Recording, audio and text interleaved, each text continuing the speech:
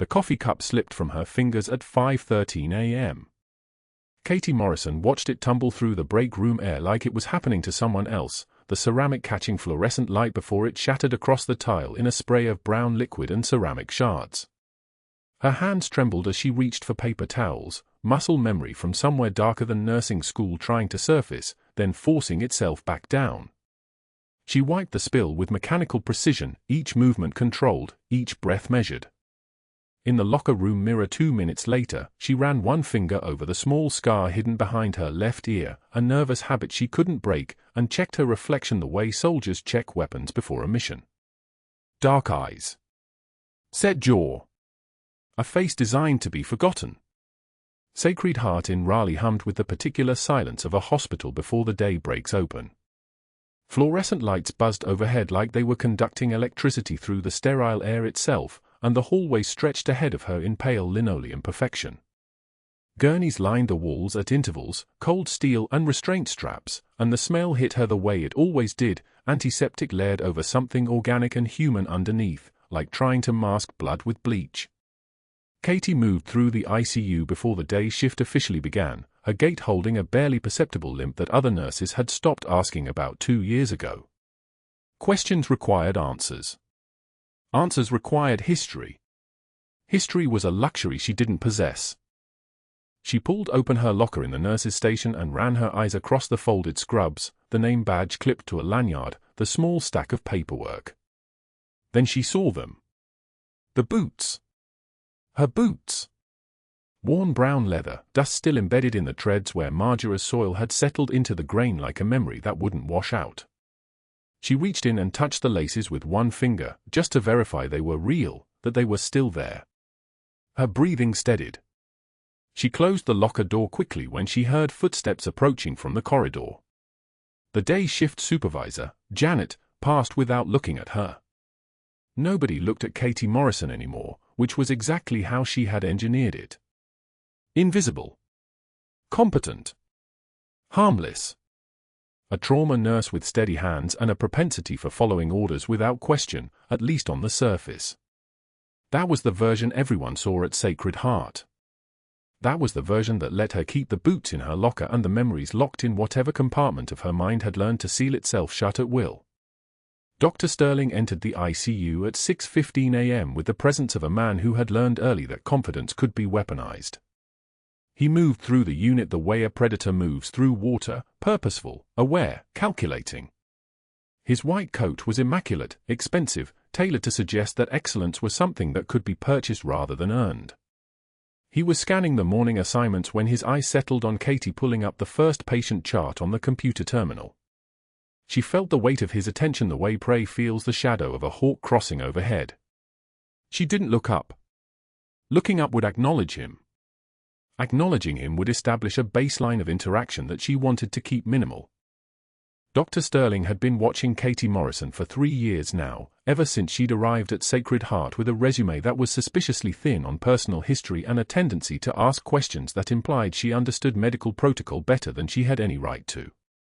He'd catalogued her habits, her slight limp that suggested some past injury, the way she moved sometimes with a precision that felt almost military in its efficiency. But more than anything, he'd watched her defer to his authority with a deference that he found simultaneously satisfying and irritating.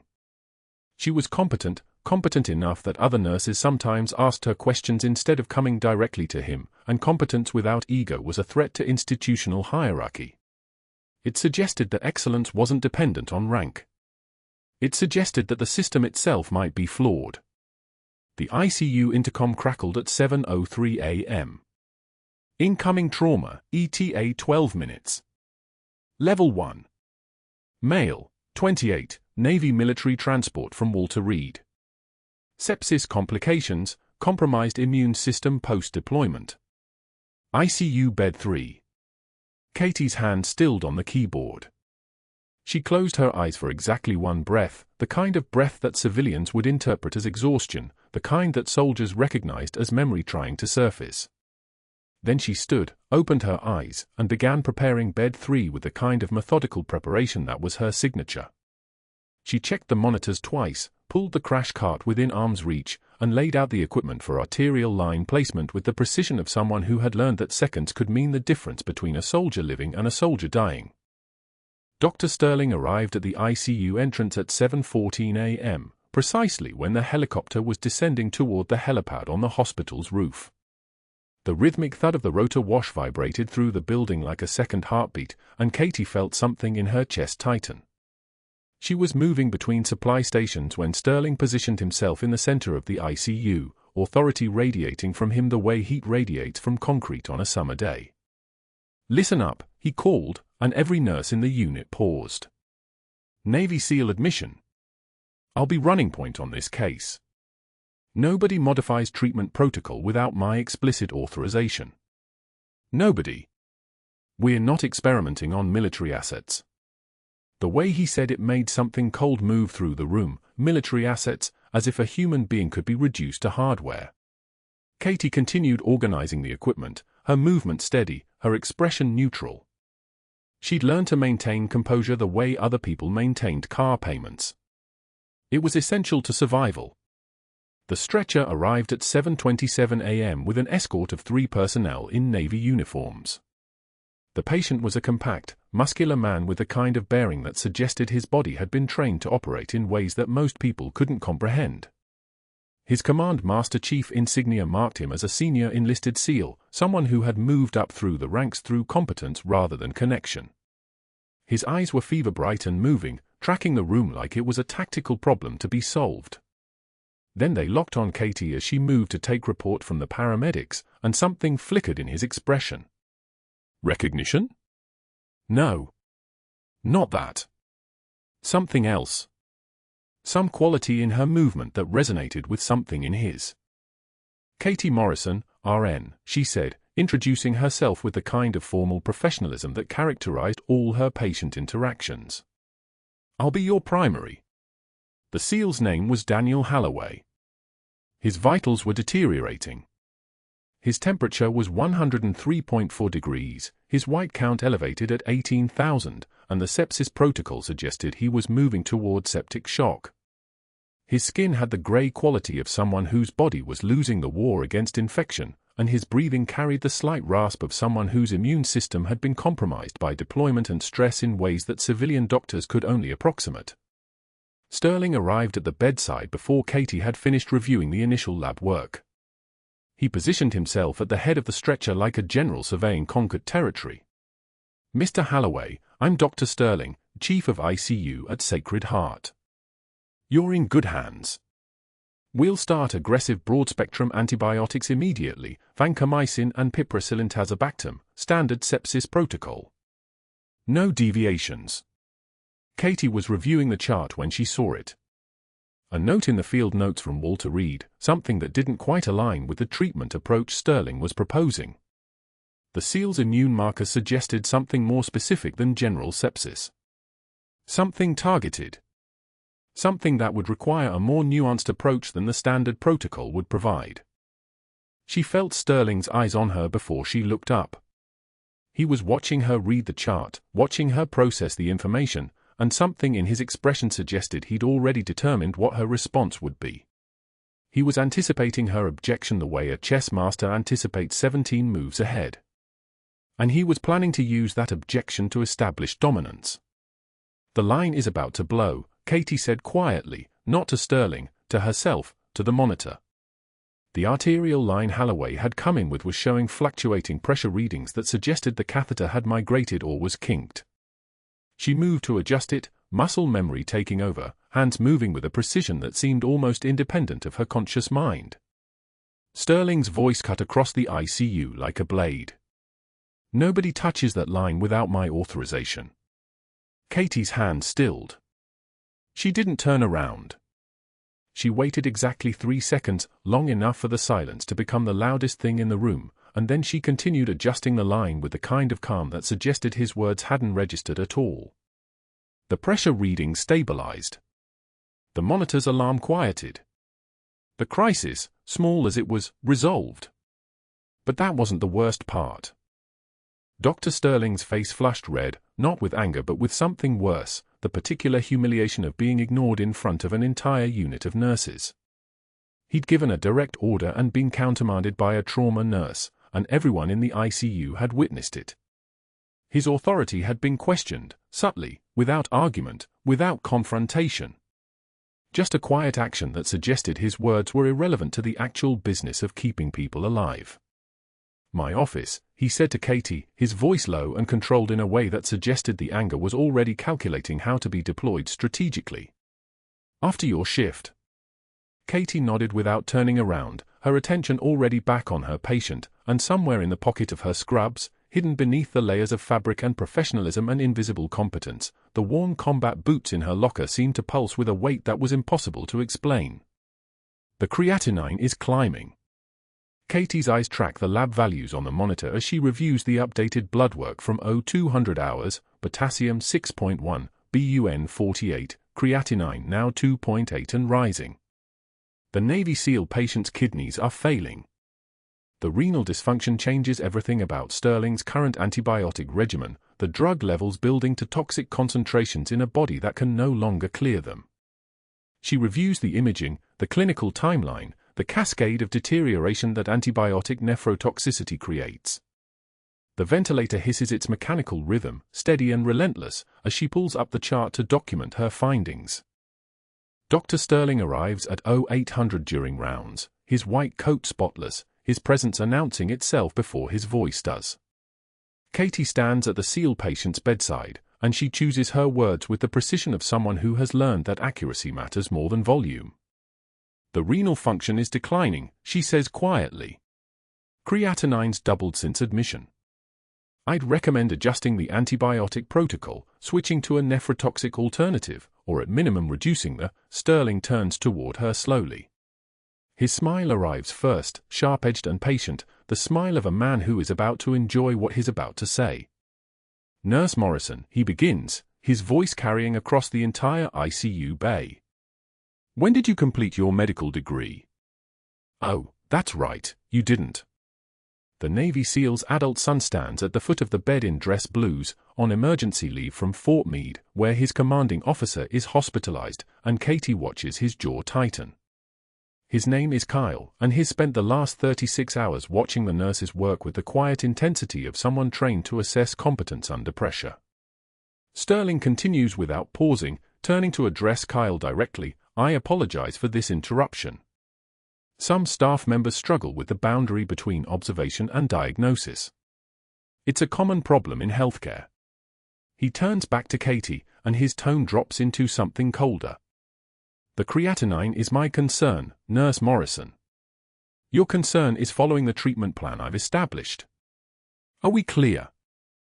Katie takes one measured breath. She doesn't look away from Sterling. She doesn't raise her voice. "The potassium elevation indicates." "Indicates nothing to you," Sterling interrupts. His finger points toward the door. "The attending physician makes clinical decisions here.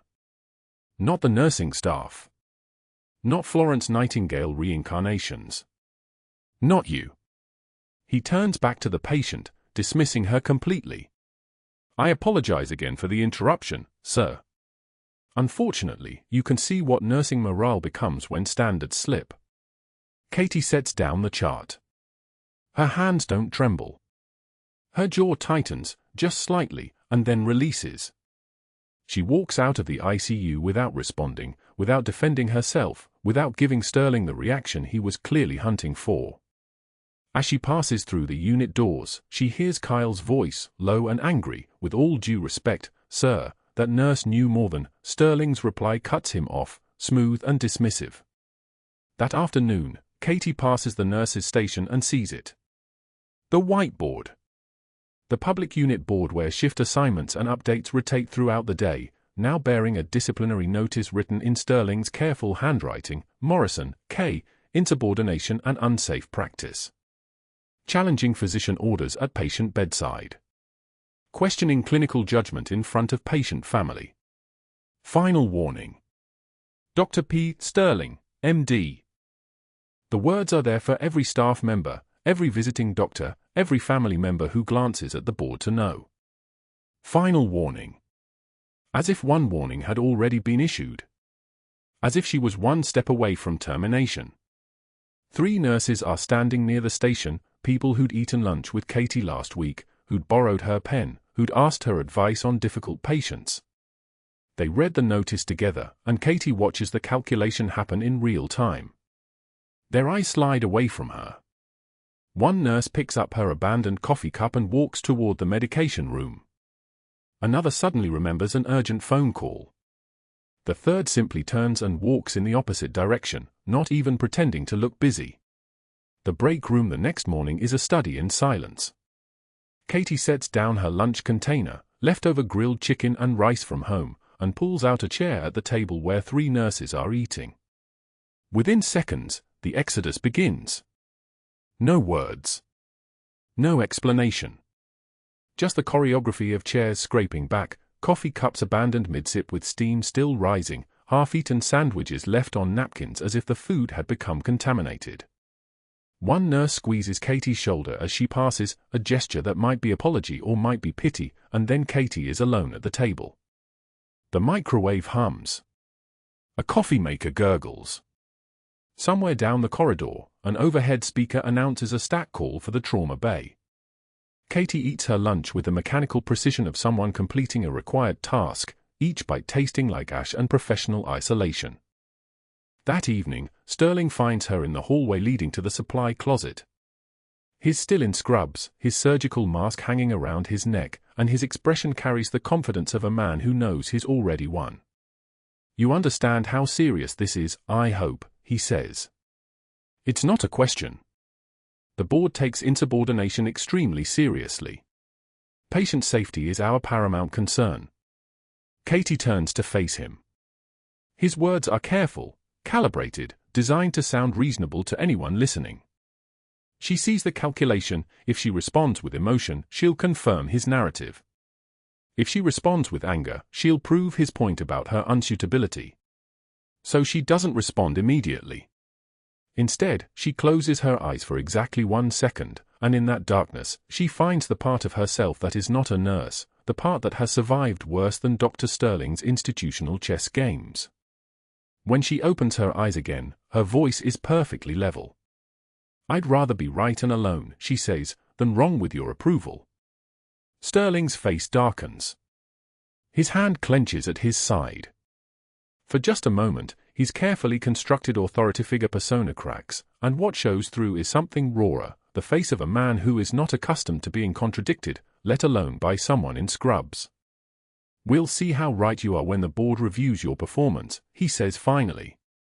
He's already turning away, phone already in his hand, already dialing before he's taken 3 steps. She hears him speaking into it as he walks. "Yes, I need to discuss a personnel matter, specifically regarding her employment references." Katie stands alone in the hallway.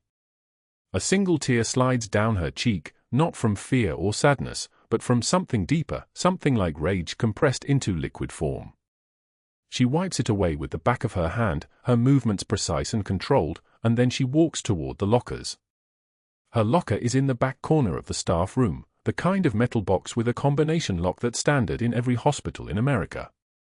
Katie spins through the combination, 12, 34, 8, and pulls open the door.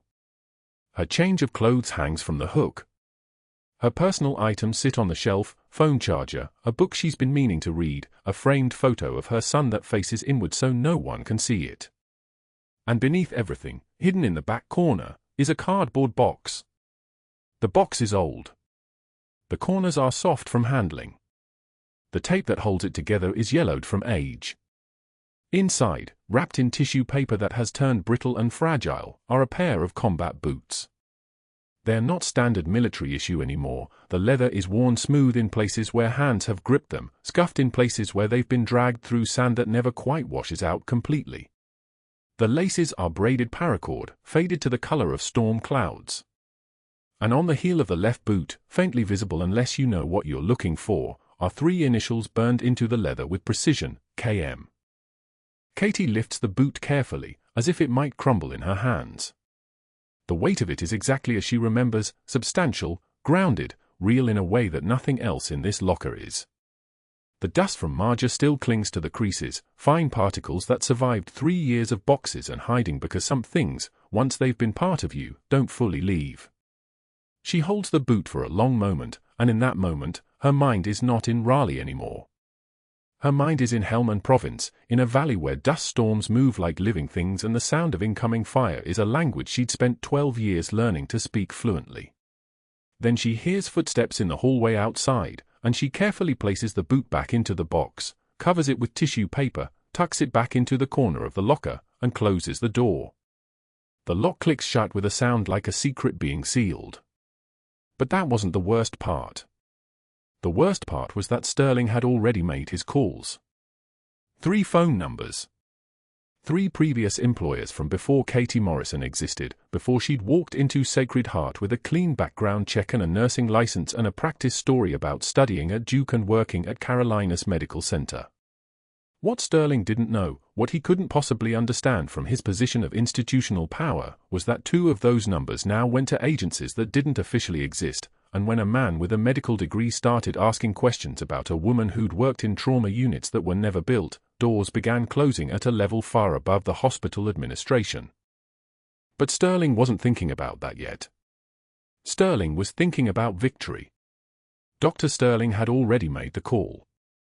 Katie didn't know it yet, but her reassignment was signed, stamped, and waiting on the break room bulletin board. Post-op recovery. Away from the ICU. Away from the SEAL patient. Away from anywhere that mattered. Sterling had been strategic about it, not a punishment transfer, but a better utilization of nursing resources, he'd written. The board would never question it. 3 years of watching Katie work circles around his incompetence, 3 years of watching patients respond better to her quiet competence than to his barking orders, and finally he'd found the perfect move. Not a confrontation. Just a reassignment. Surgical, clean, professional. By lunchtime, Katie would be checking post-operative vitals on knee replacements and hip replacements while someone more pliable took her spot in the ICU. Someone who wouldn't question his judgment. Someone who wouldn't make him look inadequate by comparison. He didn't know what she was. Katie didn't discover the transfer until 11:45 hours. The charge nurse, Rodriguez, handed her the reassignment slip with an apologetic grimace. Orders from Sterling. Effective immediately. You're covering post-op recovery, trauma bed 7 through 12. Katie read the slip once. Folded it. Said nothing. The old Katie would have protested. The old Katie would have asked why. The woman standing in the hallway of Sacred Heart Hospital in Raleigh simply nodded, changed directions, and headed down to the post-op unit. That limp barely visible as she walked. Her jaw a single tight line. Post-op smelled like antiseptic and the metallic tang of blood still drying on surgical trays. The unit was quiet, a Thursday afternoon lull before the evening intake surge. Katie moved through the recovery bays methodically. Bed 7, a 72-year-old male, right knee replacement, vital stable, O2 sat at 96. Bed 8, a woman in her 50s, hip orifice, pushing through pain but responding to encouragement. Bed 9, already occupied with someone scheduled for discharge. Katie adjusted for rates, checked dressings, answered call lights with the same precision she'd brought to the ICU. Different work. Smaller stakes. Exactly what Sterling intended. At 1,347 hours, Katie was in bed 11, helping a post-op patient adjust position without putting strain on the fresh surgical site, when she heard it. A sound that didn't belong to a hospital. Not a monitor alarm. Not a call bell. A shout. Muffled by distance but unmistakable. Then a second shout, louder, in a language that made something ancient in her spine wake up. Pashto. Katie's hand stilled on the bed rail. The patient she'd been helping didn't notice. She was medicated, drifting in that post-operative fog where time moved like honey. But Katie was suddenly somewhere else. Marjah. 2009, gunfire and dust and the taste of copper. Her breathing didn't change. Her face didn't change. but her eyes went distant for exactly 1 second before snapping back to the present. She set the call bell in the patient's hand. "Rest. I'll be back." She was moving before she finished the sentence. The ICU floor was 2 stairwells and a utility corridor away. Katie didn't take the elevators. Elevators were for waiting, and something in her, something she'd spent 3 years training out of her civilian routine, was screaming that waiting was the wrong answer. Her limp disappeared as she climbed the stairs, her movements becoming economical, lethal in their efficiency. Muscle memory didn't fade. Muscle memory was a tattoo written into the nervous system. You could hide it. You could suppress it. But you couldn't kill it. The ICU hallway was controlled chaos. Security was moving. Overhead, the intercom crackled with a code that made hospital staff move faster. But Katie didn't listen to codes anymore. She listened to her instincts, and her instincts were already at the SEAL patient's room. 3 men. Civilian clothes, jeans, dark jackets, the kind of outfit designed not to trigger immediate hospital alarms. But they moved like soldiers. Weapon discipline. Tactical spacing. Professional.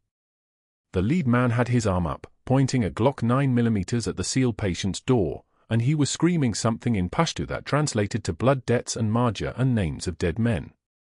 Katie understood every word.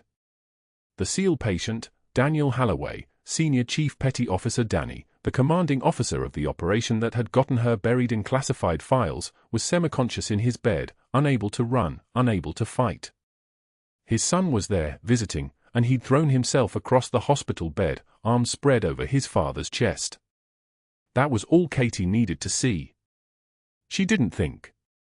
Thinking was for people with normal nervous systems. Katie's system had been rewired by the Department of Defense and sharpened by Marjah, and thinking would have slowed her down. Her body moved instead.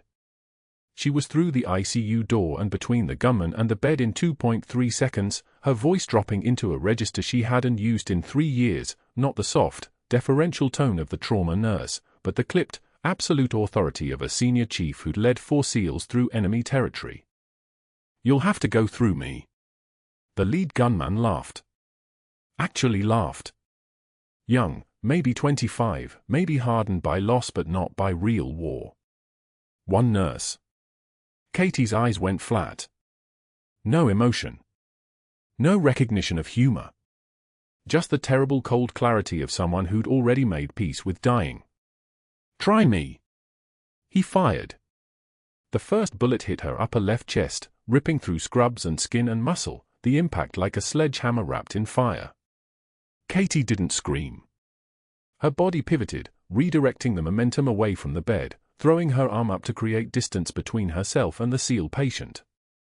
The second shot came immediately, hitting her ribs on the right side, and she felt something give, not bone breaking but air escaping, the hiss of a pneumothorax starting to collapse her right lung.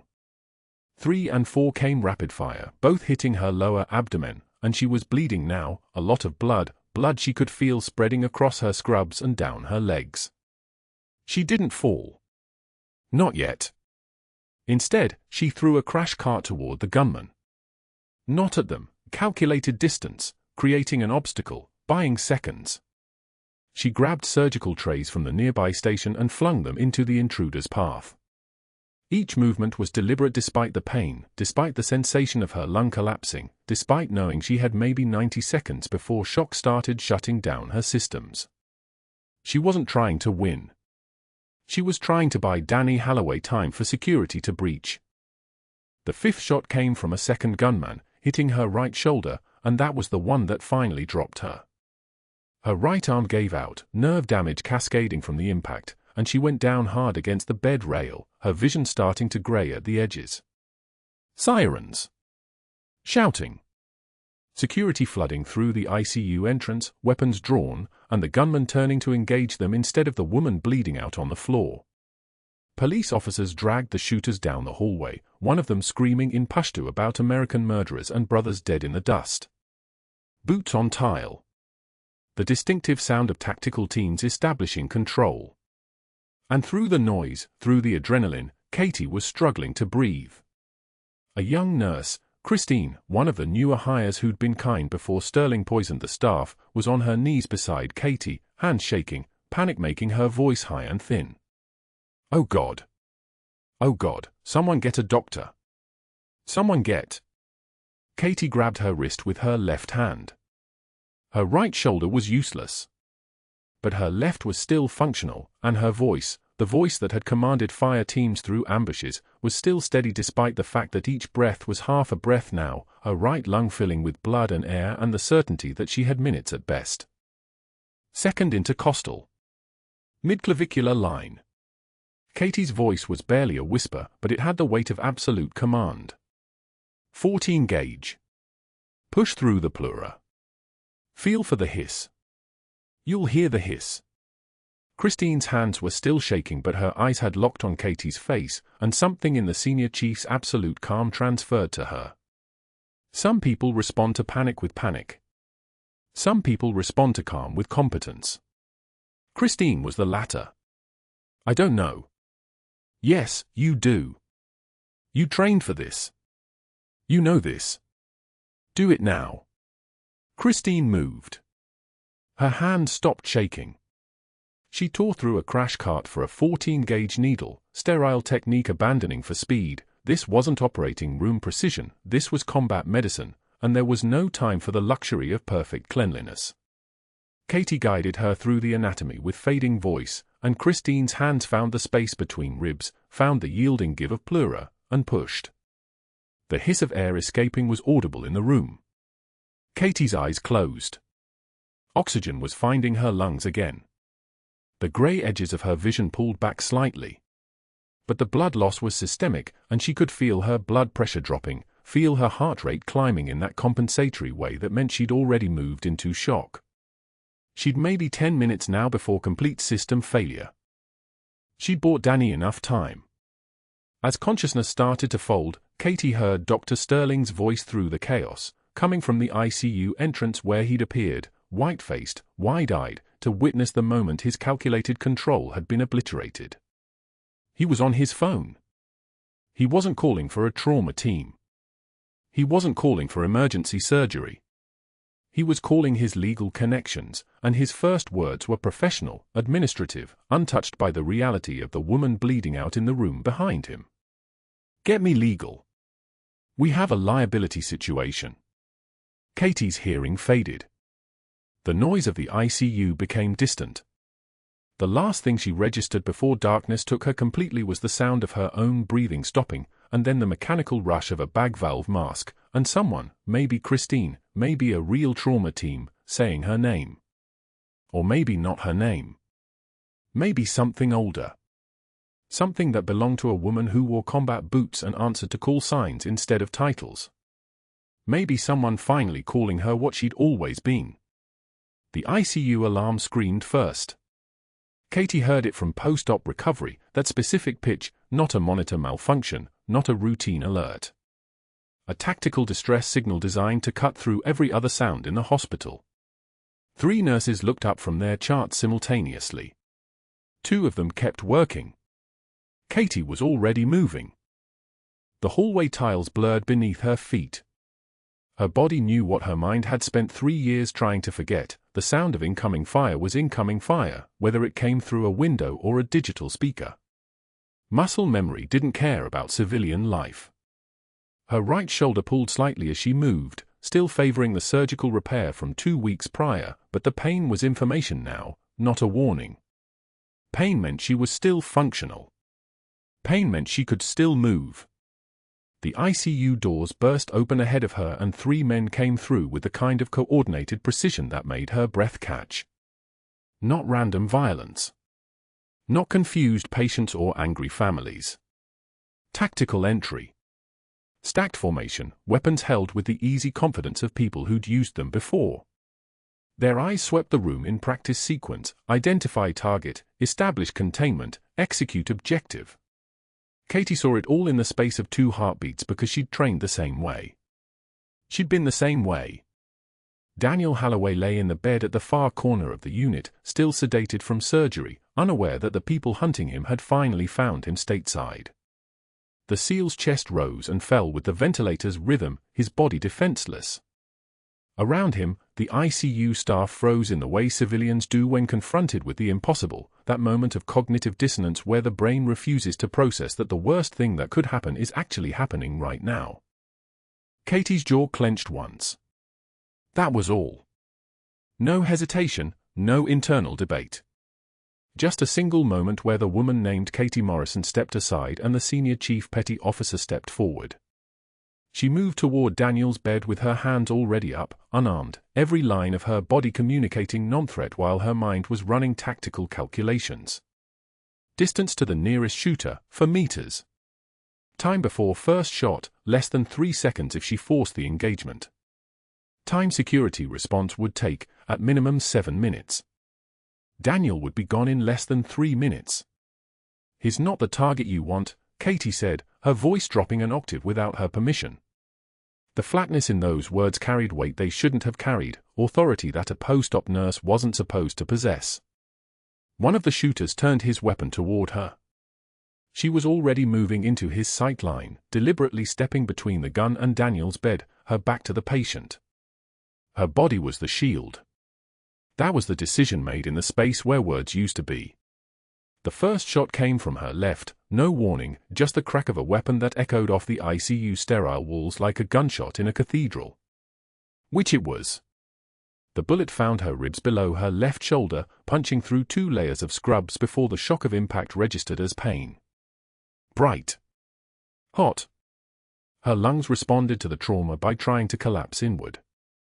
She felt the air being forced from her body with the kind of intimate knowledge that comes from having studied your own anatomy as a subject of military interest. The second shot came before her mind could process the first. This one crossed her abdomen, a horizontal line of fire that tore through soft tissue and made her understand, in a clinical way that existed separate from the physical agony, that she was bleeding internally. Her hands didn't shake. Her breath didn't falter. She was thinking in fragments now, muscle groups still functional, blood loss rate, time before systems began shutting down, the way her body had been trained to think when everything was breaking apart. 3 shots came in rapid succession. They felt like being struck by a sledgehammer repeatedly. One grazed her right side, one buried itself in the meat of her abdomen below her ribs, one found her chest cavity and made her body respond with the kind of involuntary spasm that comes from massive trauma. The room was moving in slow motion now, adrenaline compressing time into something manageable. She could hear security running. Could hear shouting. Could hear the sounds of the shooters being engaged, tackled, the weapons being driven to the ground. Katie collapsed. The motion was graceful despite everything, her legs simply stopped supporting her weight and she sank to the floor beside Daniel's bed like she was kneeling in prayer. Blood spread beneath her in a dark circle that looked almost black under the fluorescent lights. She could see her own hands shaking now, but the trembling wasn't fear. It was her nervous system's final protest against what the rest of her body already understood. She was shot 5 times. The pneumothorax was developing, she could feel the air in her chest cavity, the way her right lung was collapsing inward with each breath. The younger trauma nurse, Sarah, fresh out of nursing school, the kind of nurse Katie had tried to protect from Sterling's contempt, stood paralyzed 3 feet away. Katie's eyes found hers. In a voice that sounded like it was traveling through water, each word carved from what was left of her breath, Katie spoke. Second intercostal space. Midclavicular line. Each word cost. 14-gauge needle. You're going for the pneumothorax. I can't, Sarah's voice was fractured.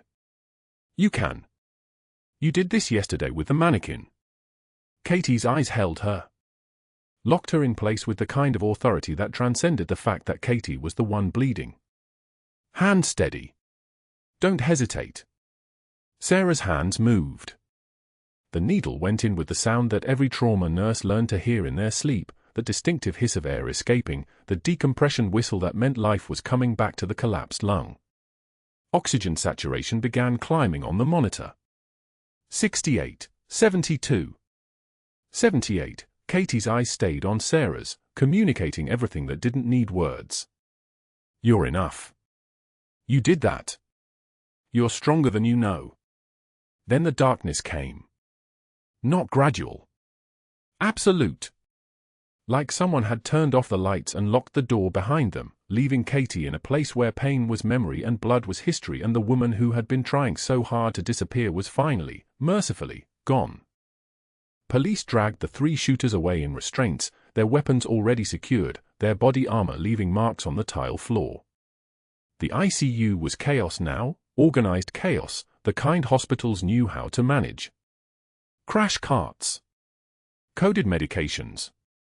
Orders shouted in the compressed language of emergency medicine. But in the ICU doorway stood Dr. Sterling, his face pale, his eyes fixed on the spreading blood where Katie had collapsed. He wasn't thinking about Katie Morrison, the trauma nurse. He wasn't thinking about her sacrifice or her decision or the fact that she'd bought time for security with her own body.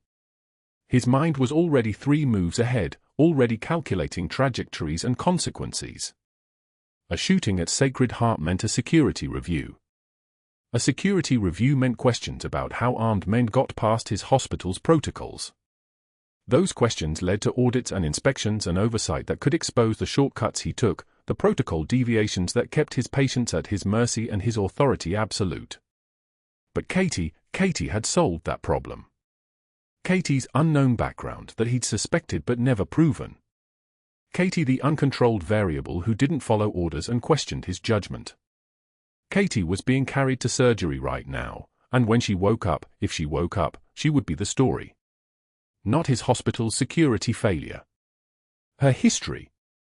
Her danger. He pulled his phone from his pocket and stepped into the hallway, his hands already dialing. This is Dr. Sterling at Sacred Heart. I need to speak to the board chair immediately. There's been an incident. His voice was steady now. Professional. Already constructing the narrative. We had an active shooter event. One of our staff was involved. I don't know all the details yet, but I'm concerned about her security clearance. Or lack thereof. Yes, I'm going to need to speak with HR about this termination process. Now. By the time Katie was being wheeled out of the ICU, Sterling had already made 4 calls. By the time the surgical team was scrubbing in, he'd already contacted her references and begun the process of weaponizing her own heroism against her. The boot print of her sacrifice was still wet on the tile floor when Sterling started making calls to board members, his voice tight with calculated concern. I'm worried about our liability here, he said into his phone, already 2 steps ahead of everything. We need to make sure the investigation focuses on her background, not our protocols. Get ahead of this narrative. She put the entire hospital at risk, that's what we need documented. Before she wakes up and tells her story. Before anyone asks uncomfortable questions about how she knew exactly what to do.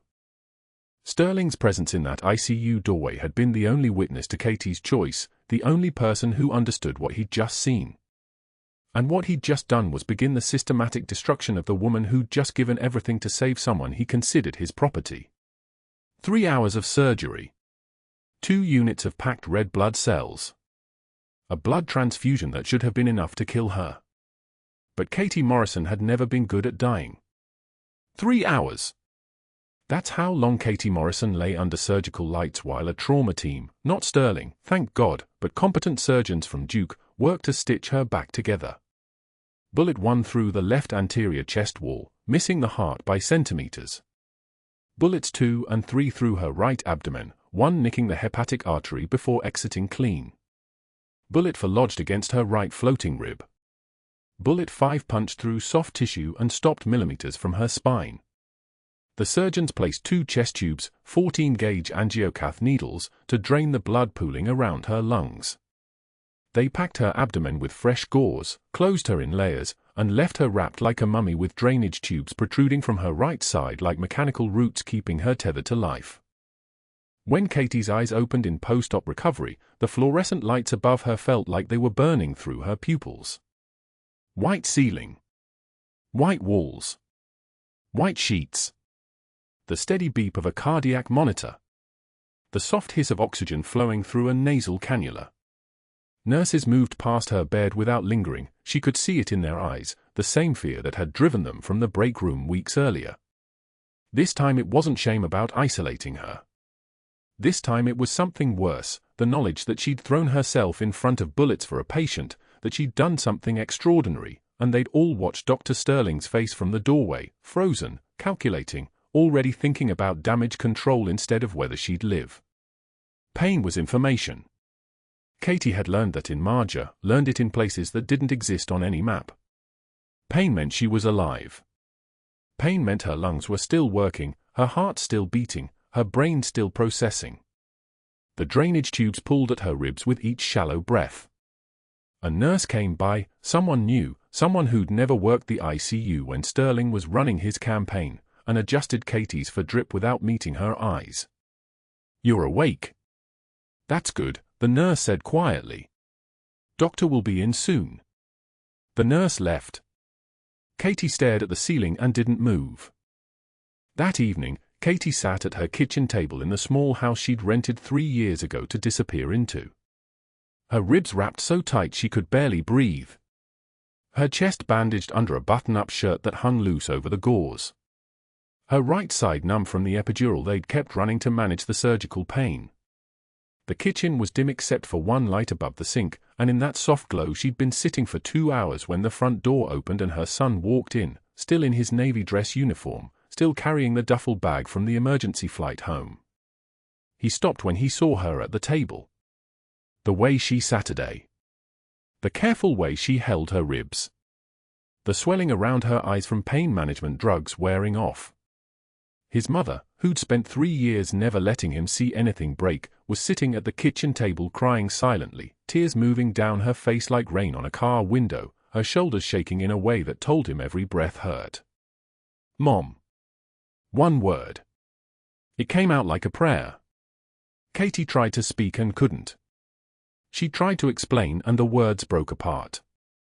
She'd spent 3 years telling him nothing, protecting him by hiding, and now she couldn't even hide the fact that her entire world had collapsed in a single afternoon.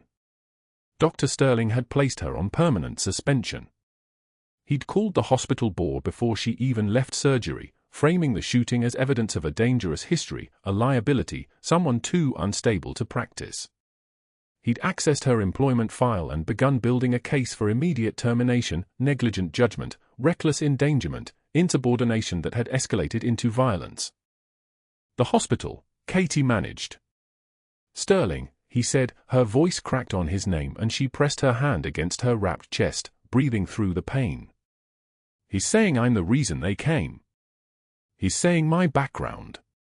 "What background?" her son asked, kneeling beside her chair.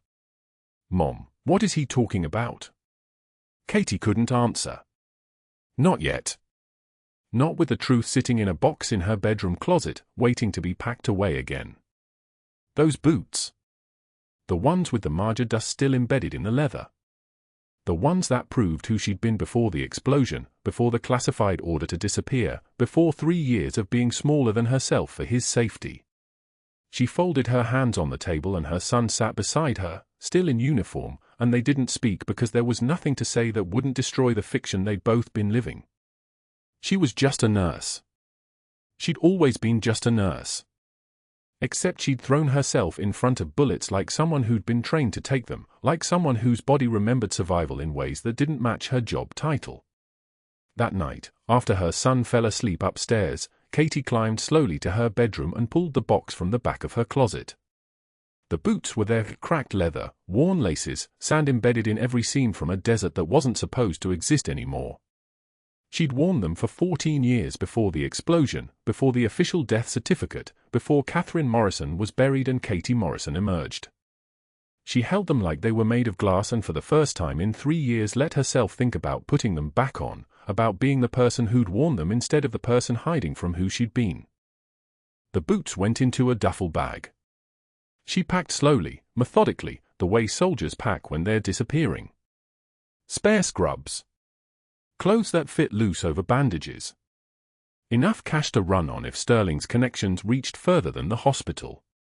She was zipping the bag when her phone rang at 11:48 p.m., and the number on the screen wasn't blocked, wasn't a hospital ID, was just a number that made her breath stop.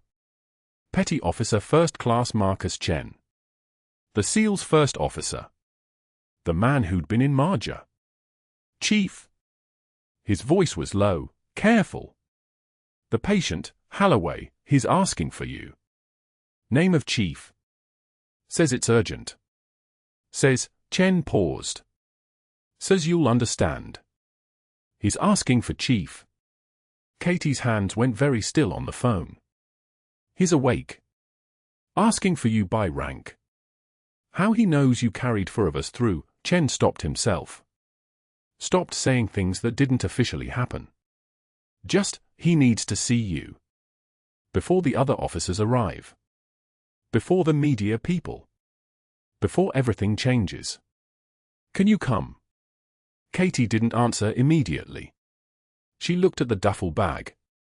The boots inside. The choice between disappearing again or walking back into Sacred Heart, where Sterling was already building his case against her, where her termination papers were probably sitting on a desk waiting for signatures, where the man who'd tried to destroy her was still giving orders and still had the board's ear. But that wasn't the real choice at all. Sterling had made his move the moment she went under anesthesia. He'd been on the phone before the surgeons finished closing her chest. Katie learned this 3 hours after waking when the charge nurse delivered her suspension notice in person, the hospital's legal team having advised Sterling to document everything in writing. The charges were precise, reckless endangerment, failure to follow protocol, insubordination, and this was the weapon, the part that made her understand just how dangerous Sterling really was, engaging in conduct that placed the hospital at legal and financial risk. What he didn't know was that he was about to commit a federal crime trying to cover his vindictive campaign. Sterling had spent that afternoon, while Katie was still unconscious, while her blood was still being replaced, while her chest tubes were still draining the fluid from her lungs, accessing her confidential personnel file. Not just accessing it. He'd begun doctoring it. A memo he'd written about an incident 3 weeks ago suddenly appeared in the file claiming Katie had made unprofessional comments about a patient's care. A performance review he'd given her, the one where he'd rated her, meets expectations in every category because even he couldn't justify firing her before the incident, was now marked with handwritten annotations suggesting serious concerns about judgment. He was building a paper trail of documented problems, a retroactive history of instability that would justify her termination and make it look preemptive rather than retaliatory. What Sterling didn't account for was that Katie Morrison's personnel file, the real one, the one that mattered, the one that proved what she'd actually been doing for 14 years, was classified. It wasn't in the Sacred Heart system. It wasn't under her real name. And the moment Dr. Sterling's tampering with her civilian medical records intersected with her sealed federal military file, he'd crossed a line that didn't lead to his promotion. It led to the FBI. Katie didn't know this yet. She only knew that her job was gone, her suspension was permanent, and the man who'd tried to bury her was still walking the halls of Sacred Heart in a white coat, still giving orders, still winning. She held the phone to her ear as Chen waited for an answer. Her ribs screamed. Her chest tubes pulled like hooks. Every nerve ending was firing warnings about moving too fast, about walking into a situation where she was injured and vulnerable and Sterling still held institutional power. "I'll be there," Katie said quietly. "Give me 1 hour." She hung up and sat in the darkness of her kitchen, the duffel bag packed and ready, the boots inside waiting to be worn by someone brave enough to stop hiding. She'd made it 3 hours from surgery. She could make it 20 minutes to her car. She could make it to Sacred Heart one more time. But this time, she wasn't going as a nurse. This time, she was going as something that Sterling couldn't fire, couldn't isolate, couldn't destroy with whisper campaigns and board connections. This time, she was going as chief.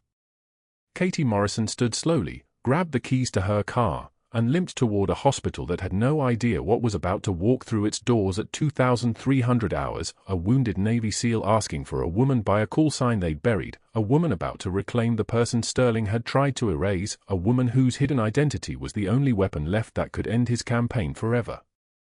If you've ever been underestimated by someone who didn't know your full story, please like this video and subscribe for more stories of people who turned silence into power. What would you have done in Katie's position? Walked away, or limped back into that hospital despite the pain? Comment below.